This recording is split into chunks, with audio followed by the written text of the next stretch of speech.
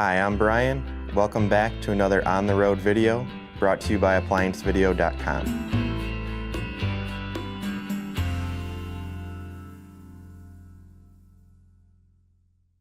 Stop! Before beginning any repair, always be sure to disconnect the power to the appliance.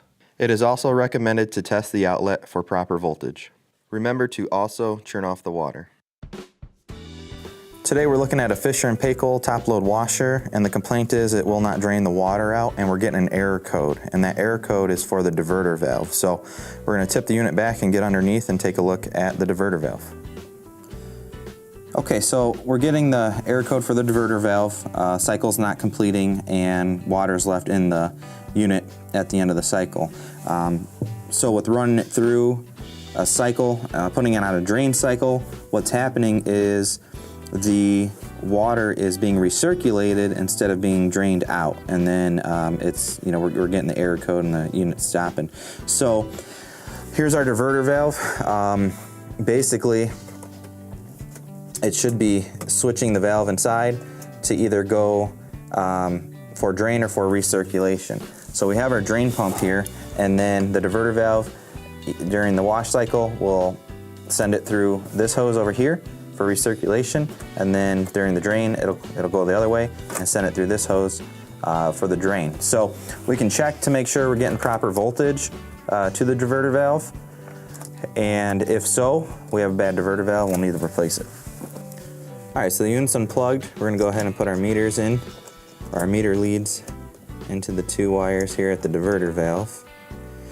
Alright, we're going to plug the unit back in, and we're going to put it on a cycle either during the wash cycle or the drain cycle to where it's going to be actuating this diverter valve. Alright, so if we take a look here, we are getting voltage. We've got 120 volts being sent down to the diverter valve, so our wiring and our control board's doing their job, and they're not the fault here. So it's going to be a bad diverter valve that we're going to need to replace. Alright, so what we got to do is remove our 3 hoses, 1, 2, 3 here, and then our 2 wires, and then this clamp that holds it to the bottom of the tub. This is going to be a 3/8 screw. So we'll go ahead and remove that first, or you can use a Phillips.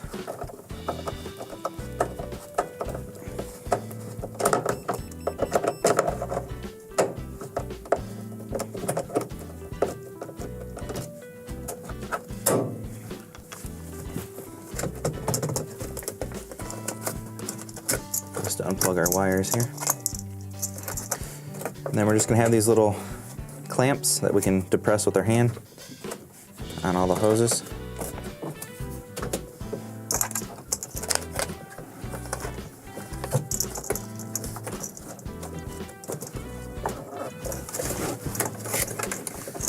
This clamp we're going to slide back so we can get to our clamp here.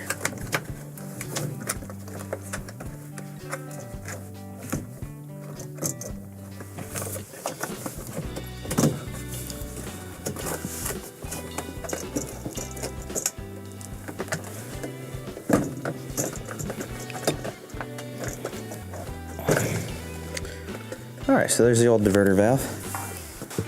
Alright, so we'll get the new diverter valve positioned here.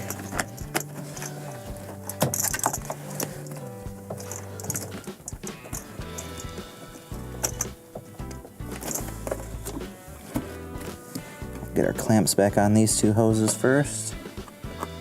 Make sure the hoses are on all the way and aligned properly.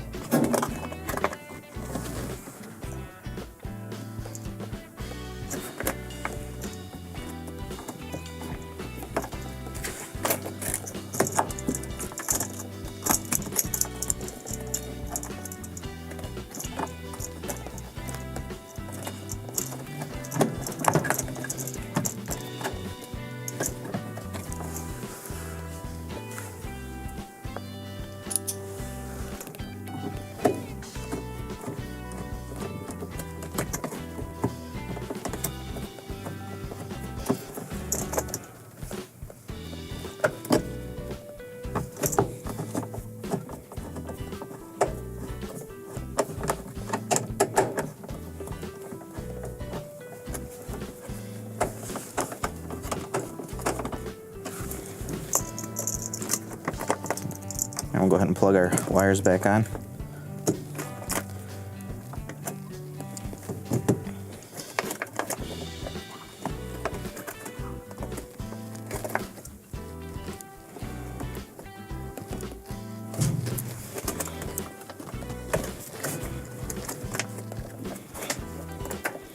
Alright, now we can go ahead and run it through a test cycle, make sure nothing's leaking, and make sure that the valve's working properly, recirculating when it should be recirculating, and draining when it should be draining.